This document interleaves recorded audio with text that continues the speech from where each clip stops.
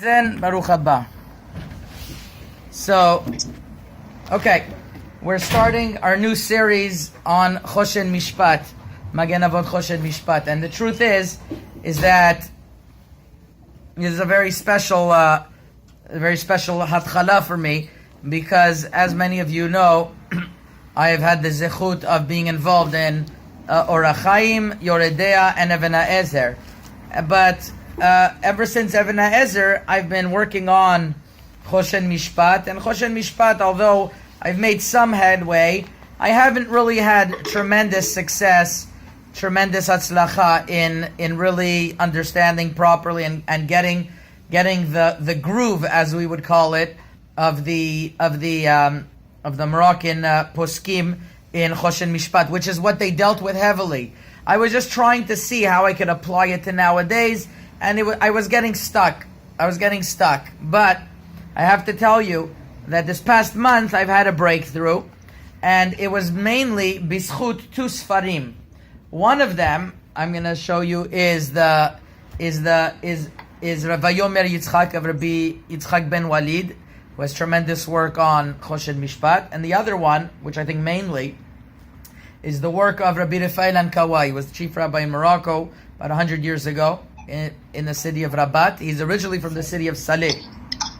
And the truth is, I was missing the Sefer Pa'amonei Zahav. So on HebrewBooks.org, let me just give you guys a tip. On HebrewBooks.org, there's something on Pa'amonei Zahav on the side that says click external link.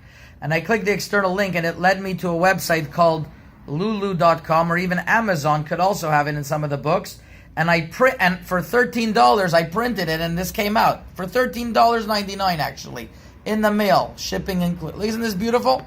And I got the sefer of Rabbi Lebhar Kawai, and so it's a tremendous tool if you ever need it. Now the Rabbi Lebhar Kawai has a couple of Shelot Utshuvot. He has on Karnei Re'em, which is Shelot Utshuvot. He also has Pa'amonei Zahav, which we're going to be using, which is basically every single siman in the Shulchan Aruch. He goes through every single siman. And the level, I would tell you, is like the level of all other acharonim of his days, all over the world, from Europe, from anywhere else. He really is extremely deep and very important stuff. And from him, really, he quotes a lot of other Chachmei Ma'arav, and you get the hang of what's going on. So I'm going to start, and let me just lock the door. I'm going to start today with the halachot of partnerships and dissolving partnerships. Now, it's called, in the Gemara, it's the source is in the Gemara in Masechet Bava Batra Daf Yud Gimel Amud Aleph, and over there's the following rule that you have to be familiar with, and this actually is very relevant. I know one person right now, he's in Bet Din exactly on this topic, where you have a partnership, and those partners want to dissolve their partnership. So there's a sugya in Bava Batra that is called God or Agod, which means, you, according to Rashi, means mishoch, or you are moshech. In other words, you pull one way or I pull the other. That's the concept of god or agod. Oh, I didn't tell you I didn't finish off the story. Wait, I didn't tell you the punchline. So it was these two rabbanim, Pa'amonei Zahav and Vayomer Yitzchak. I realized on Shabbat that in January, when I had the zechut of going to Morocco, I went, out of the hundreds of kvarim that there are there, I particularly went to two kvarim. I went more, but I went particularly, it stands out, to a trip. We went all the way to Tetuan, to Yitzchak ben Walid, and we also went to the city of Saleh, to Rabbi Lebhar Kawai, and I both prayed by them that I should have hatzlacha in Hoshen Mishpat, and it's through their works that this came about. So that was the I forgot the punchline of the story. So that was something amazing. So getting back to God or Agod, the Gemara in Masechet Bava Batra tells us the following rule: that if you have a partnership, there's two rules you have to know by God or Agod, and then you have it all clear. If you want to dissolve a partnership, you have to be able to do, you have to be able to have a kedei chaluka. You have to have the ability to split the partnership.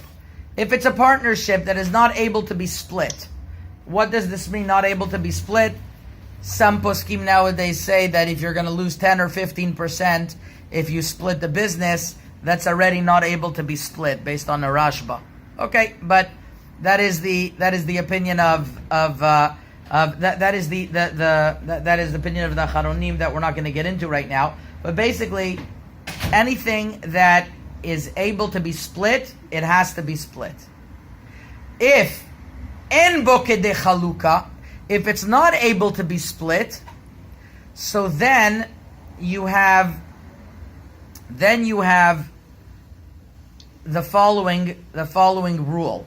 The Gemara says you're able to say, or you pull one way or another. In modern business terms, it's called a trigger. You're able to trigger either you buy me out or I buy you out. That is the concept of god or agod. Either you buy me out or I buy you out. Now, there are rules to you buying me out or I buy you out. Either there's a machloket in the Rishonim whether I could jack up the price because I'm putting my money where my mouth is. In other words, if I'm going to say, let's say the business is worth $1 million, so I want to buy your portion out of $500,000. So I want to tell you that, you know what? I'll buy you out for $750,000, or you buy me out for $750,000. It works both ways. Good is, or you buy me out, or I buy you out. And it's a takana that one is allowed to evoke with this principle, we'll call it, and you're allowed to buy out one other person when it is en bo kedei chaluka. Simple so far. So basically, the halacha is that when you have a partnership she'en bo kedei chaluka, you say god or agod. You buy me out or I buy you out. And this is what's brought down in the Shulchan Aruch in Hoshen Mishpat Siman Kuf Ayin Aleph. So far, so good. Now, there is a discussion by Hachamei Morocco, which we're not going to delve in. But Vayomer Yitzchak Rabbi Yitzchak ben Walid in Chelek Bet Siman Kuf Pe Aleph discusses whether the partnership, the god or agod, translates itself also to one's children. For example, Reuven is a partner with Shimon in a business, and then Reuven dies. Okay? Now, what happened before the lifetime that Reuven died? He made a kinyan with his partner. He made a kinyan never to split the partnership. So we're not yet by god or agod, we're by splitting the partnership. He made a certain type of kinyan that he's never going to split the partnership. So here you have an interesting machloket between the Vayomer Yitzchak and the Pa'amonei Zahav. And this machloket is actually brought down in one of the most popular Sfarim in the Torah world today on Hoshen Mishpat. It's called Pitchei Hoshen from Rav Yaakov Yishaya Bloy.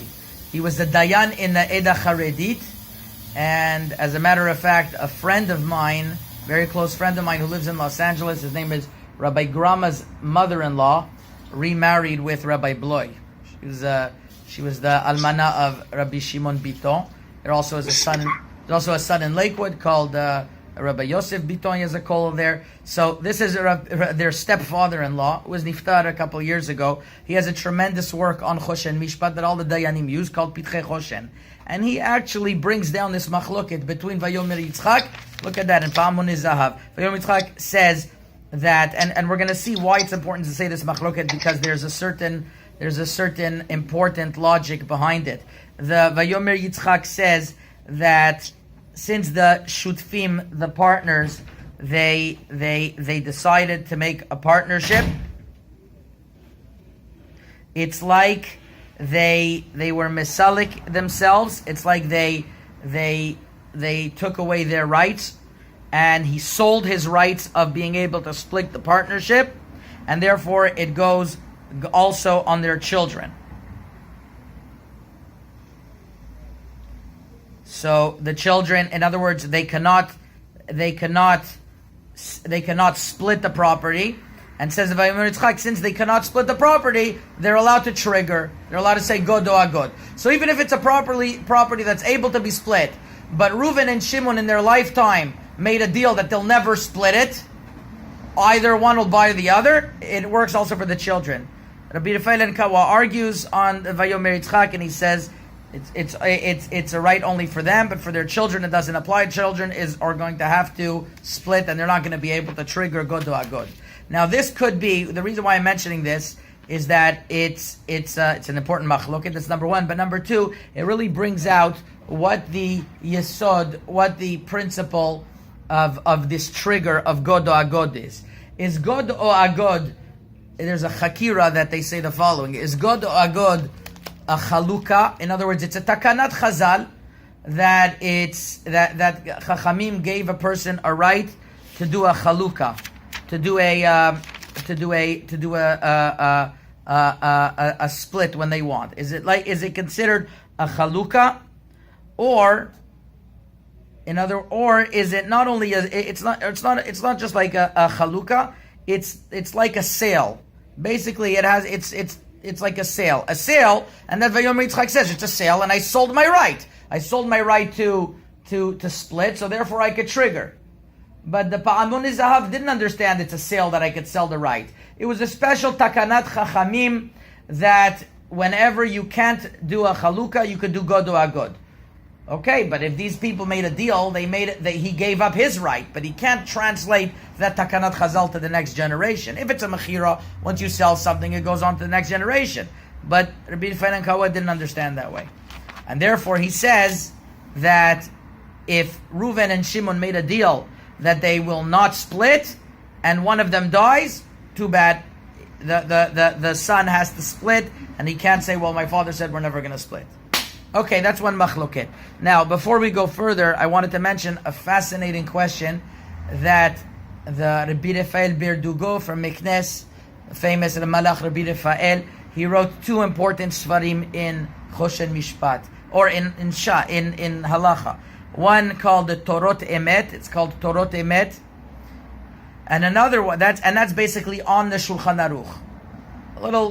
Little pointed questions on the Shulchan Aruch.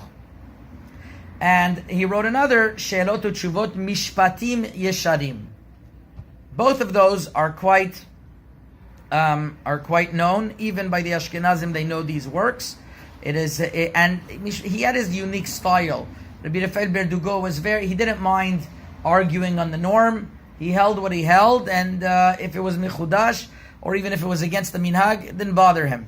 And we're going to see that there's one particular case where something was against a certain minhag in god or agod. I don't know if we'll get to it today, but I know it's late by the East Coast. Over here, we're just starting our parties, and he deviates from minhagim a lot, and he'll argue. Now he has a question. This is in Mishpatim Yesharim Chelek Aleph Siman Samech Tet, and he has the following question: why is it that whenever I evoke the principle of god or agod, why don't I violate the principle of lo tachmod? It's the 10th commandment, lo tachmod. You shouldn't covet what your neighbor or your friend has. So here I am in a business partnership with my friend, and I want to split. So what do I want? I want what he has. I want his portion. I want to go away from him. I want to split my partnership, but I don't want to give him half of the assets. I want what he has. Why don't we consider that lo tachmod? This is a very good question. Why don't we consider that a lo tachmod? Chaim, you agree? Mm-hmm. We have a couple Chaims here. I'm talking about the live Chaim. That should be considered well, everyone's live. I'm talking about the one that I could actually hit. That penny min penny. That's right. That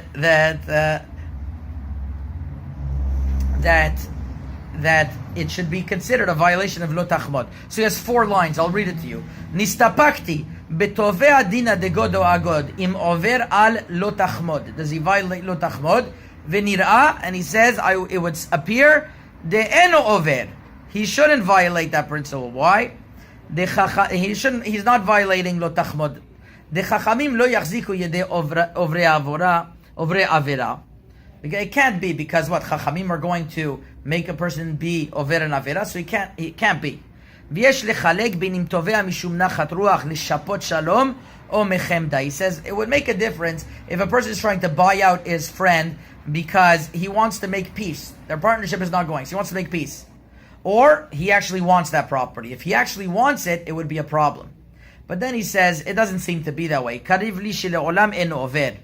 It doesn't seem to be there's lo tachmod, even if he wants the property. It doesn't say ever in the halacha, well, don't buy it if you really wanted it. Don't trigger if you really wanted it.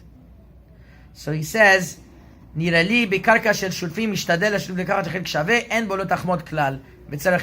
say, in all scenarios that a person wants the portion of his friend, he does not violate lo tachmod. But he doesn't explain why.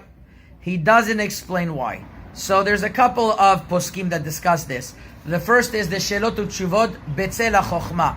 Betzel HaChochma Chelek Gimel Siman Mem Zayin was Rav Betzalel Stern. Do you know where he lived? Anybody know where he lived? Melbourne, Australia. He was the Dayan in Melbourne, Australia. His brother was the Debretziner Rav who lived in Borough Park. And he was a very big posek Betzel HaChochma. I don't know when he died, around 10, 15 years ago. And he brings down this Mishpatim Yesharim. That Mishpatim Yesharim asks the question and doesn't know if there's lo tachmod. And he answers that, he goes into it, whatever he answers. But I think that it's obvious that there's lo tachmod over here. There's my own svara, but I think some poskim say it as well, is that you don't say lo tachmod when he's not trying to buy out this friend. He's just trying to split the partnership, and the proof is the guy could buy him out also. It's only lo tachmod if you're actually going for that thing, that you only want that thing. But over here, he could buy you out also. Once you're giving him the option that he could buy you out, you can't call that lo tachmod, because the ball is in his court, as we would say. So that you can't consider that lo tachmod. He's giving him a brera. Maybe that's the kavanah of the Torah, of the Mishpatim Yesharim, that he says. He doesn't really say why, but he says you're never over on lo tachmod. Pitchei Hoshen says close to this. He says that over here it's a takana for the benefit of both, so you can't say there's lo tachmod because it's for the benefit of both. Okay, that is the first part. We're gonna say one more halacha, and then we'll see how long this takes us, and then we'll see. We'll probably continue another time. The next halacha is like this. The Shulchan Aruch discusses the trigger, the god o agod. Echad me'ashotfim she'amar lechavero b'makom she'en bo din chaluka o b'davar she'i efshar sheyachloku.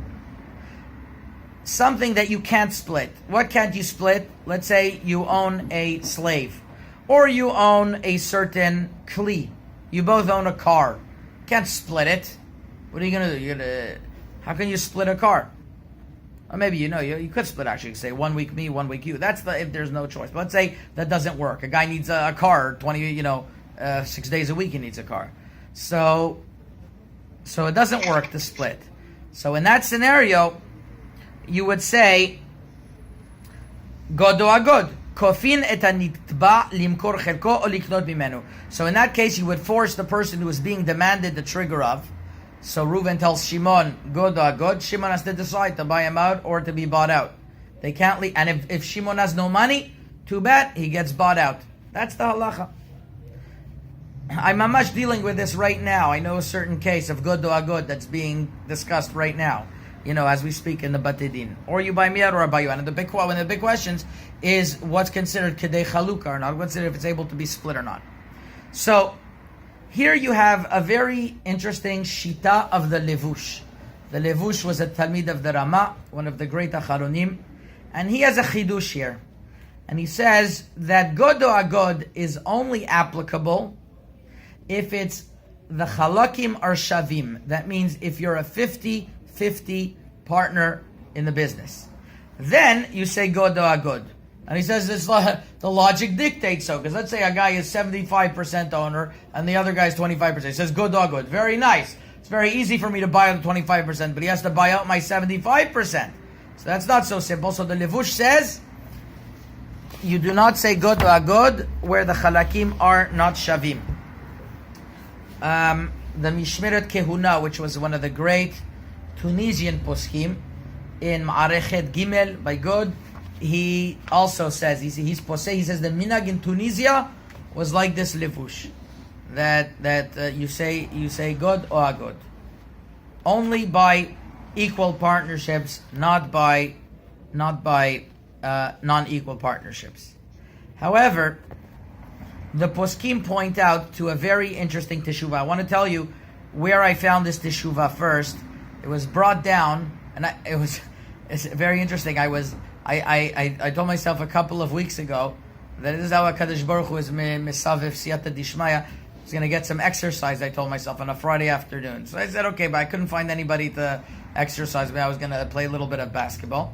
So I had these earphones. So I said I was going to listen to a shiur from a dayan in Lakewood. His name was Rav Dov Khan. And in his shiur, I couldn't believe it. He quoted the Mishpat U'Tzedakah B'Yaakov. Mishpat U'Tzedakah B'Yaakov is one of the greatest Moroccan acharonim. It was authored by many different dayanim of, I would call them, the golden era. It was at the time of the Or HaChaim HaKadosh, around the 1700s. There was one big bedin there of Rabbi Yehuda ben Atar. They quote him as El Kbir. They would call him the Great Rav. He has a very prominent kever next to Lala Solika in the city of Fez. On his bedin, there was Rabbi Yaakov ibn Sur, who was commonly known as the Ya'avetz. When we talk about the Ya'avetz, we don't mean Rabbi Yaakov Emdin, we mean Rabbi Yaakov ibn Sur. Apparently, the Or HaChaim went to these Rabbanim for Askama, the Or HaChaim HaKadosh. They were great Rabbanim. On this bedin, there was also, I'll just give you the names, Rabbi Shmuel Tzarfati, Rabbi Yehuda Berdugo, there was Rabbi Hanania ben Zichri, Rabbi Moshe Berdugo. These were all great Rabbanim of the time. So there was a question, and he actually brings this down, this Rav Khan, of the, I don't know how he found this. Must be some sefer brought it down. I looked in the Pitrei Hoshen because I thought that's where I don't think he knew it was a sefer from Morocco. He said the Mishpat Tzedakah B'Yankov, and he didn't know it's coming from it's the sefer. I doubt he saw it inside, and it's written Chelek Aleph Siman Kuf Mem Dalet. All these books you can access them on HebrewBooks.org, and according to what I said beforehand, you can even print them quite for not a lot of money. Now it's amazing because. When I started out in this business, to find one book like this, I had to go in the deep abyss of Mea Sharim old bookstore to find this. And nowadays, it's unbelievable. Whatever. It shows that HaKadosh Baruch Hu says, "You want to learn? I'll give you. Just learn. Whatever you can do, whatever you need, I'll provide you." Okay, so the Mishpat U'Tzedakah B'Yaakov writes in Chelek Aleph Siman Kuf Mem Daled, he has a machloket there. There was two people who had a machloket. One of them was called Rabbi Mimon Adahan, and the other one Misoda Kohen. All right, anybody's great grandfather? I don't know. Now they had a chatzer mishutefet benehem. Each one they had a. We're going to learn a lot of things from this teshuvah. We're not going to get through everything in this teshuvah today because there's going to be a lot of chidushim here, and it's one of the important teshuvot in this inyan. And Rabbi Mimon Adahan and Misoda Kohen, they owned this Chatzer Shutfut. Surprise, surprise, they didn't get along. So they wanted to split. They brought in the expert appraisers, and these appraisers made an evaluation that Mimon Adahan's portion is worth 960 something, and Misoda Kohen's is worth only 460. I think that's what the numbers are. So basically, one has almost double than the other. So, or more than double. Well, no. whatever. It's almost double. So Mimuna Dahan said that okay. He says, either you buy me out or I buy you out. 2/3 or 1/3. And you have 9 different poskim. Moshe Berdugo, he writes a little something. Hananya ben Zichri, Rabbi Hananya ben Zichri writes a little something. They all write something, and they all come to the same maskana that you're allowed to say God or Agod, and there's no problem whatsoever. They don't follow the levush. They said clearly that even if somebody is a partner in most of it, he's allowed to say God or Agod. Rabbi Lebhar also brings this Mishpat Uzdaka B'Yakov. He quotes the levush, and then he says it's obvious from all the Hachamim of Morocco they didn't follow the levush, and he says that's the halacha. And according to Rav Dov Khan in Lakewood, that is the halacha as well. And this is very, very common. Very common that you have 2 partners, and one of them owns more than the other, and it's in Bokedei Chaluka. They're not able to split it in a way that it's going to work. You're able to say God or Agod. What's the other option, by the way, if you can't say God or Agod? Nobody asked that. The levush says if you can't say God or Agod, they have to timeshare. You get the business for 1 year or 1 month, whatever makes sense, and you get it for another year. You can't say God or Agod, basically. So you're really stuck according to the levush. But if you're not Tunisian, at least, the halacha is not like the levush. Now, there is one very important principle in halacha called kimli, that the defendant is always able to say, well, kimli, I follow another opinion. So here, I'm not sure if you could say kimli like the levush. In other words, I would have said, no, you can't say kimli like the levush. Everyone argues on the levush. But it seems to be there was a minhag in Tunisia that way, so it gives the minhag a little bit more of validity, and it's especially important to know because in the monetary laws, the principle of kimli, of that, well, I want to follow this opinion, is heavily used. So over here too, one of the sides could say, well, I want to follow this opinion, and it's going to work. So just to finish off, 2 more important details is that let's say there are 3 shutfim, let's say there are 3 partners, so this is not discussed. So just like if on unequal value, you could say God or Agod. So what would be the halacha if you have 3 partners? So does each one? So how does it work? Does one partner say to the other God or Agod? He'll buy him out, and then he'll tackle the 3rd partner.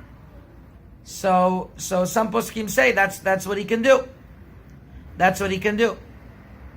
So it's a machloket between the Yad Rama and the Aruch HaShulchan, whether Yad Rama is in Siman Kufayin Gimel, the Aruch HaShulchan is over here, Kufayin Aleph Siftet. If you could say, if you say go to 3 partners, does one person deal with the second one, and then they'll all go to the 3rd or not? So it's a machloket, and this could also be dependent upon the machloket that we said. If it's a din chaluka, so I could say, okay, now I want to.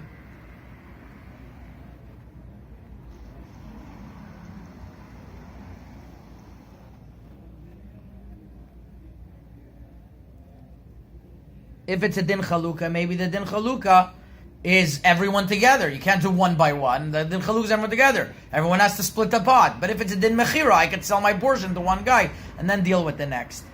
But there's proofs that the Aruch HaShulchan holds that it's a din chaluka because there's a question if a person is under 20 years old. Could he do god or agod? Now you can't sell property if you're under 20 years old. There's a special takana, there's a special lacha. You can't sell property if you're under 20 years old because we're afraid that you're going to sell it at a bad price. You're a teenager. Your brain is not right, Dr. Abitan. Your brain is not so developed over there at that stage. That's why teenagers are crazy. I'm dealing with them myself, and you know they might sell. And sell at bad prices. So if it's a din mechira, we're not going to let them 20 years old. The Aruch HaShulchan contemplates that maybe you'd say good or agud with a guy less than 20. Obviously, because it's a din chaluka, it's not a din mechira. Okay, we said a lot of stuff, so I think we're going to break for today. I think it's late for some people. We did 29 minutes and 34 seconds. So once again, just to review, we talked about god or agud, dissolving partnerships only when you can't do a chaluka. And we discussed Machloket vayom yirtzchak and pamun zahav, if that applies also to one's children. We also discussed if there is a prohibition of lo tachmod from Rabbi Lebhar Berdugo, and then we also brought down the machloket levush and mishpat u'tzdaka b'Yaakov, whether it's unequal partners, do they also say god or agod or not? All right. Good night, everyone. Chazaku Baruch. All right.